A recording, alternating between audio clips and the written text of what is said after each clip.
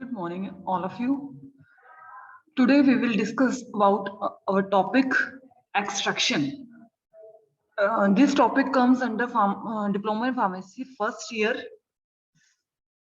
So we will discuss about what is extraction, what are the basic methods we used for extraction. So let's start.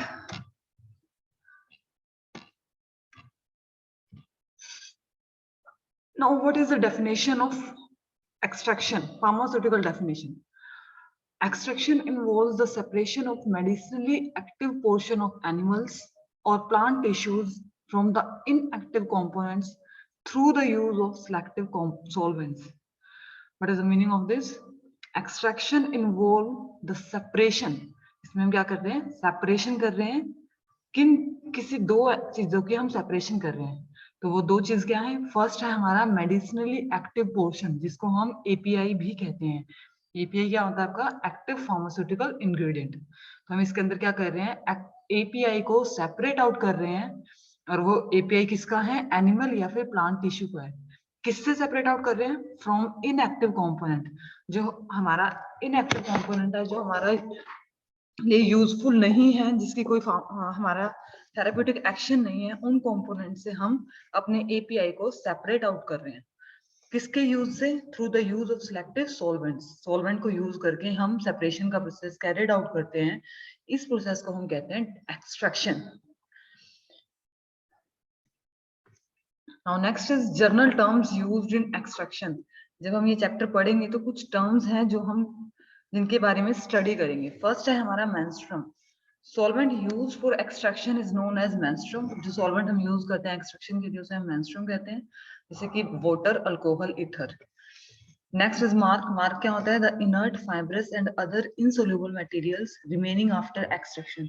जो extraction करने के बाद हमारे पास जो insoluble material बच जाते हैं उसे हम कहते हैं extraction mark. Now third one is extracts. Extract क्या है? जो हम निकालना चाहते हैं, जो हमारा एपीआई है. Preparation of liquid. ये तीन तरह का होता है. लिक्विड भी होता है, सेमी सॉलिड भी और सॉलिड भी. लिक्विड की फॉर्म में हम टिंचर्स, जो हम टिंचर बनाते हैं, वो भी हमारा एक्सट्रैक्शन प्रोसेस से निकलता है, उसको हम एक्सट्रैक्ट कहते हैं.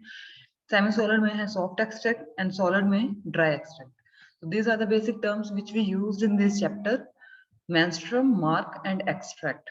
For this I will give you a journal example.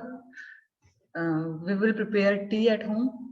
So after preparation we will filter tea.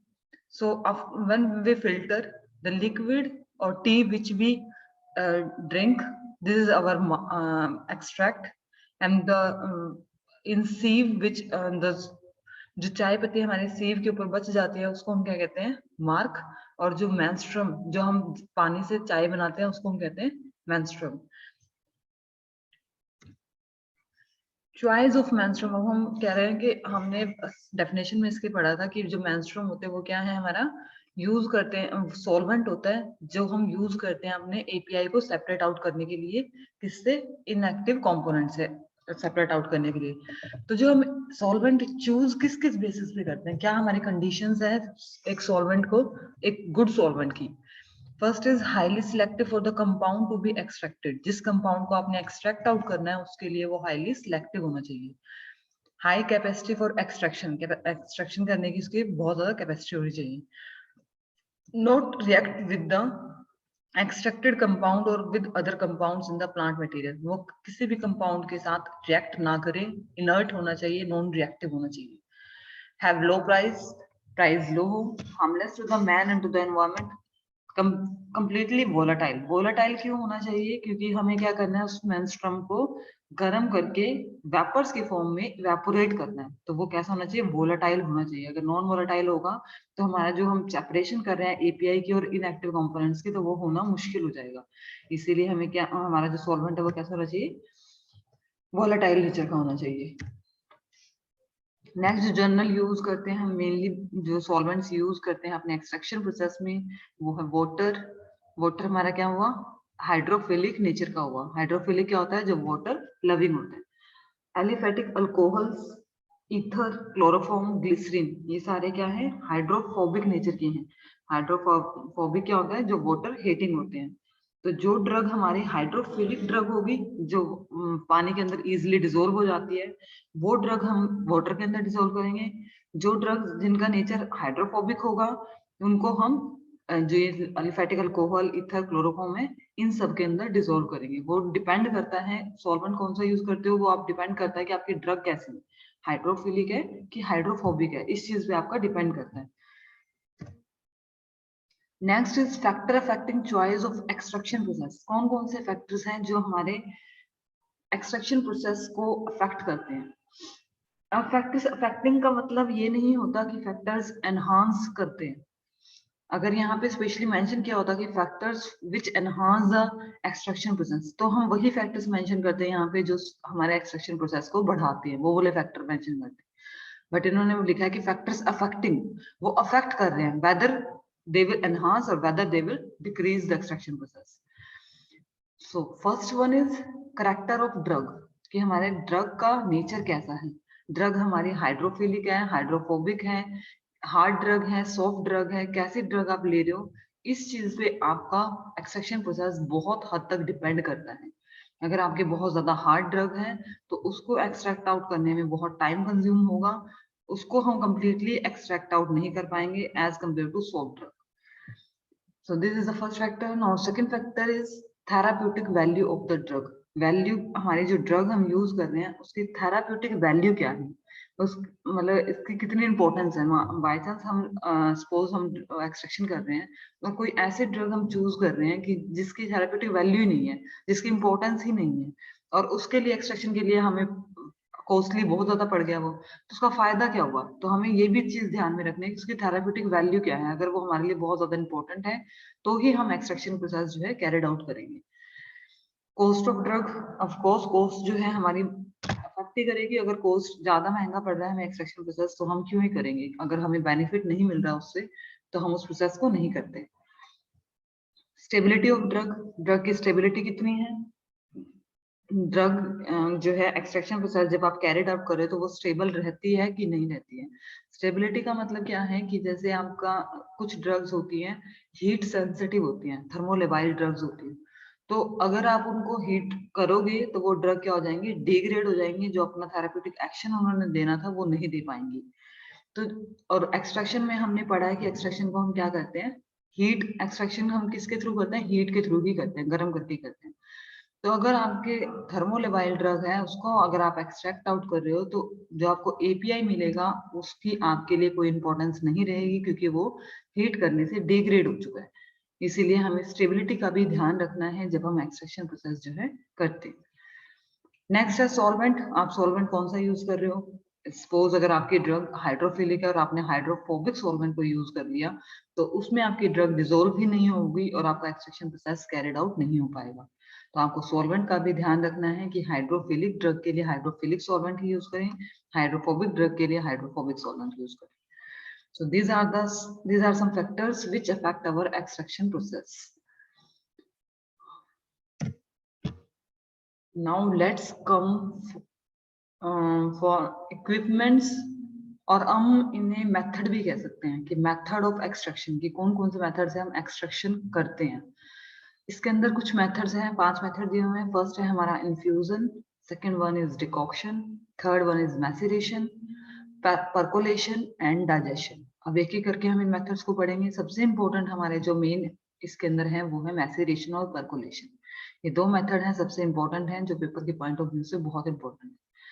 So the various preparations prepared by using one of the above methods are infusion, decoctions, spirits, elixirs, extracts. All these preparations are commonly known as glenicals. Glenical कौन था, एक scientist था जिसने इस first time extraction process को invent किया था, तो उसी के नाम पे हम इसको ग्लैनिकल भी कहते हैं।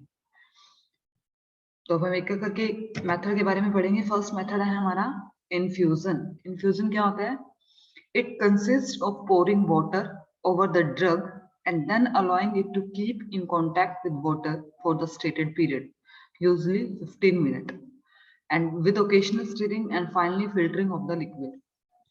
इसके अंदर क्या कह रहा है ये, it consist of pouring water over the drug. आपकी ड्रग है उसके ऊपर आपने पानी डाल दिया, and then allowing it to keep in contact with water. आप ड्रग को और पानी को 15 मिनट तक उस मतलब एक साथ ऐसे छोड़ देंगे, जिस टाइम उस 15 मिनट में आप कॉन्टिन्यूसली उसको स्टर करते रहेंगे, हिलाते रहेंगे, और जब 15 मिनट पूरे हो जाएंगे तो आप क्या करोगे, फिल्टर कर लोगे उससे। The mark is not press, जो फिल्टर करने के बाद आपका मार्क जो फिल्टर पेपर के ऊपर जो बचता है, जो आपको सॉलिड प्रोडक्ट बचता है फिल्टर पेपर के ऊपर, उसको आप प्रेस नहीं करोगे। द बॉइलिंग वाटर, हम इसके अंदर क्या यूज करेंगे, बॉइलिंग वाटर यूज करेंगे एज अ सॉल्वेंट, क्योंकि बॉइलिंग वाटर क्या है, बॉइलिंग वाटर के अंदर इजीली आपकी ड्रग जो है डिजोल्व हो जाती है, कम टाइम में डिजोल्व हो जाती है। जैसे कुछ कोई चीज है, अगर आप ठंडा पानी लेते हो उसमें डिजोल्व करना चाहते हो तो उसमें बहुत टाइम कंज्यूम करेगी वो डिजोल्व होने में, as compare to boiling water में, गर्म पानी में। तो इसलिए हम इसके अंदर जो सॉल्वेंट यूज करेंगे, इसके अंदर गर्म यूज करेंगे। तो इन्फ्यूजन में हम सिंपली क्या कहते हैं, अपने ड्रग लेते हैं, पानी लेते हैं, पानी क्या है आपका, सॉल्वेंट है, सॉल्वेंट और ड्रग को एक दूसरे के साथ कॉन्टेक्ट में रख देते हैं 15 मिनट के लिए, और उन 15 मिनट में कॉन्टिन्यूसली इसको हम शेक करते रहेंगे या स्टर करते रहेंगे। उसके बाद उसको फिल्टर कर लेंगे। फिल्टर करने के बाद जो आपका लिक्विड आपको मिलता है वो है आपका एपीआई एक्सट्रैक्ट, जो आपको चाहिए था। और फिल्टर करने के बाद जो फिल्टर पेपर के ऊपर मार्क जो सॉलिड कंटेंट बच जाते हैं, जब आप फिल्टर करते हो तो फिल्टर पेपर के ऊपर आपके कुछ सॉलिड कंटेंट बच जाते हैं, तो उस सॉलिड को आपने प्रेस नहीं करना, मार्क इज नॉट प्रेस। और इसमें हम जो सॉल्वेंट लेंगे वो गर्म पानी लेंगे, ताकि इजिली हमारी ड्रग जो है डिसॉल्व हो जाए सॉल्वेंट के अंदर। तो ये था आपका फर्स्ट स्टेप, जिसका नाम था infusion. Second method is decoction. Decoction क्या है, in this process the drug is boiled with water. उसमें हमने क्या किया था, गर्म पानी के साथ अपने ड्रग को रख दिया।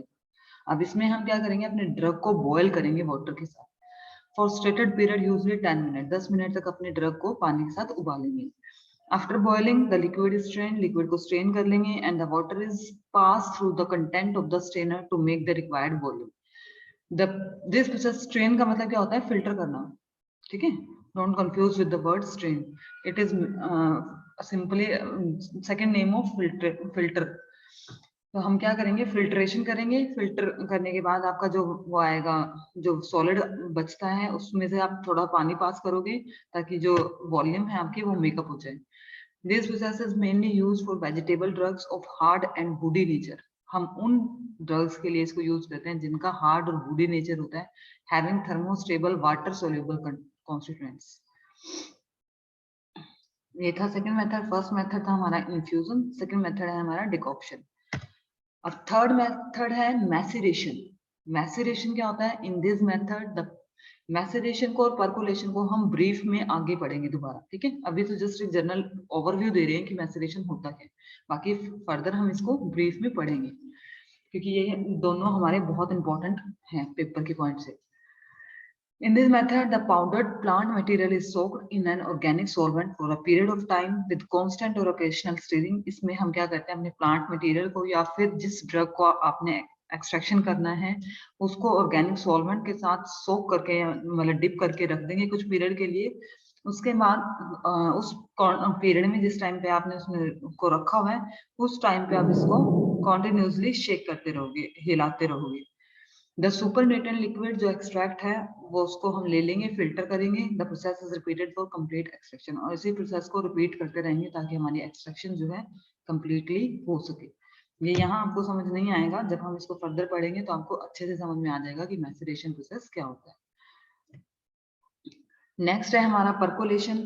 This method uses a percolator. इसके अंदर एक इक्विपमेंट होता है जिसका नाम है परकोलेटर। किसके नाम पे पड़ा है ये, परकोलेशन के नाम पर ही परकोलेटर इक्विपमेंट कहा गया है। तो एक परकोलेटर को हम यूज करते हैं। The powder material is packed in a percolator. जो हमारा पाउडर मटेरियल है, जो ड्रग है जिसको एक्सट्रैक्शन करना है हमने, उसको परकोलेटर के अंदर पैक करेंगे। Enough solvent is then poured to soak the powder. हम कुछ जो सॉल्वेंट है, ताकि जितनी भी ड्रग है हमारी वो कंप्लीटली उसके अंदर डिप हो जाए, इतना सॉल्वेंट उसके अंदर डाल देंगे। Then more solvent is poured. उसके बाद और जो बचा हुआ सॉल्वेंट है वो भी उसके अंदर डालेंगे, and allowed it to percolate through the material. और मटेरियल से वो पास आउट हो सके उसको अलाउ करेंगे। The extract is collected in a receiver. एक रिसीवर रखा होगा वहां पर, जहां पे हम अपने एक्सट्रैक्ट जो लिक्विड हमें एपीआई चाहिए उसको कलेक्ट करेंगे। The process is continued until extraction is complete. ये प्रोसेस कंटिन्यू चलता रहेगा जब तक कि हमारे एक्सट्रैक्शन जो है कंप्लीट नहीं हो जाता। एक्सट्रैक्शन प्रोसेस जब तक कंप्लीट नहीं होता तब तक हम इस प्रोसेस को करते रहेंगे। ये है हमारा परकोलेशन। अब नेक्स्ट अपरेटस जो हमारा है वो है सोक्सलेट एक्सट्रैक्शन। सोक्सलेट एक्सट्रैक्शन इसी के अंदर आता है, जो परकोलेशन जो हमने पढ़ा है उसी के अंदर ही आता है सोक्सलेट एक्सट्रैक्शन। इसके बारे में भी हम डीप नेक्स्ट लेक्चर में पढ़ेंगे। ये सोक्सलेट एक्सट्रैक्शन क्या होता है? This is a continuous process of extraction with hot solvent. हम इसके अंदर सॉल्वेंट गर्म पानी लेंगे या गर्म सॉल्वेंट यूज करेंगे। Soxhlet extractor are use for this purpose. इस पर्पस के लिए हम सोक्सलेट एक्सट्रैक्टर यूज करेंगे। इक्विपमेंट का नाम है ये। This extractor is provided with a siphoning system. उसके अंदर साइफन ट्यूब लगी होती है। The powder material plant material is packed in a thimble. Thimble के अंदर हम अपने जो पाउडर प्लांट मटेरियल है उसको पैक कर देते हैं। The solvent is boiled in the flask. Solvent contain एक फ्लास्क होता है, नीचे ऊपर हमारा थिम्बल होता है। थिम्बल में हमने अपने ड्रग को रखा हुआ है, नीचे फ्लास्क का, फ्लास्क के अंदर सॉल्वेंट डाल रखा है।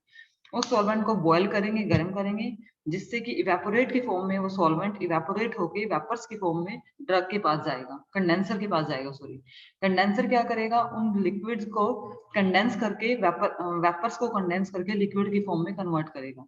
वो जो लिक्विड है वो ड्रग से पास आउट होगा, ड्रग के कॉन्टेक्ट में आएगा, ड्रग को अपने अंदर डिसॉल्व करेगा, वापस से फ्लास्क में आएगा।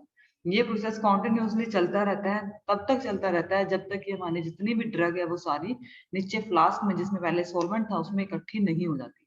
तब तक ये प्रोसेस हम करते रहते हैं। इसको कहते हैं सोक्सलेट extraction. The solvent is boiled in a flask. The evaporated solvent passes through the side tube of the extractor and condensed in a condenser fitted at the top of the extractor. The condensed hot solvent runs into the thimble. Thimble के अंदर से run करते हैं जिसमें हमारी drug है, and soaks the material, और अपने अंदर मटेरियल को सोक कर लेते हैं, and extract the constituents. When the chamber holding the thimble becomes full, the solvent siphoned down to the flask, and the process is continuously repeated till extraction is completed. This is the Soxhlet extraction process. Now, last method of extraction is digestion. In digestion process, the drug is extracted by heating at a particular pressure. हम digestion में क्या करते हैं? Drug को जो extract करनी है, जिसको उसको हीट करेंगे एक पर्टिकुलर प्रेशर पे। These will increase the penetration power of the menstruum. इससे क्या होगा? जो menstruum है उसकी पेनिट्रेशन, किस चीज में पेनिट्रेट करने की? ड्रग के अंदर पेनिट्रेट करने की। जो हमारा सॉल्वेंट है, मेंस्ट्रुम है, वो ड्रग के अंदर पेनिट्रेट कर सके, उसके अंदर जा सके, वो पावर इंक्रीज हो जाती है टेम्परेचर बढ़ाने से, प्रेशर बढ़ाने से, so that there is complete extraction of the drug. इससे हमारी जो ड्रग है वो कंप्लीटली एक्सट्रैक्ट आउट हो जाती है। Precaution should be taken so that the increased temperature may not harm the active constituent of the drug. हमें ये ध्यान रखना है कि जो हमने टेम्परेचर बढ़ाया है उसकी वजह से हमारे जो एक्टिव कॉन्स्टिट्यूएंट है ड्रग के वो खराब ना हो जाए, तो इसमें हम थर्मोलेबाइल ड्रग को यूज नहीं कर सकते। The apparatus known as digester is used for extraction of the drug by this method. It is a vessel made of metal. The whole of the drug along with the menstruum is placed in the body of the digester. Digester के अंदर हम अपनी पूरे drug को और menstruum को रख देते हैं। Place the cover over it, उसको cover कर देते हैं, and boil with the help of nuts, और उसको boil करेंगे। The drug is treated with menstruum for a definite period under specified condition of temperature and pressure. एक specified condition temperature और pressure की हम ड्रग को उसके साथ ट्रीट करेंगे, बॉयल करेंगे। उससे क्या होगा? हमारी जो ड्रग है वो बॉयल होकर हमारी उसके मेंस्ट्रुम जो है वो बॉयल होगा। जितना ज्यादा टेम्परेचर बढ़ाएंगे उतने ज्यादा जो हमारे मेंस्ट्रुम की पेनिट्रेशन पावर है वो इंक्रीज होगी, उतनी ज्यादा हमारी ड्रग की एक्सट्रैक्शन प्रोसेस जो है होगा। इससे हमारा जो एपीआई है वो एक्सट्रैक्ट आउट हो जाता है। So these are the basic introduction about methods used in extraction process. We will study 5 methods. First one is infusion, decoction, maceration, percolation and digestion. इनके बारे में हमने अभी basic introduction पढ़ा है। In next lecture, video lecture, we will discuss about maceration and percolation, because these two methods are very important. So we will briefly study with these two methods in next lecture. Hope you will understand. Thank you all for listening my video. Thank you.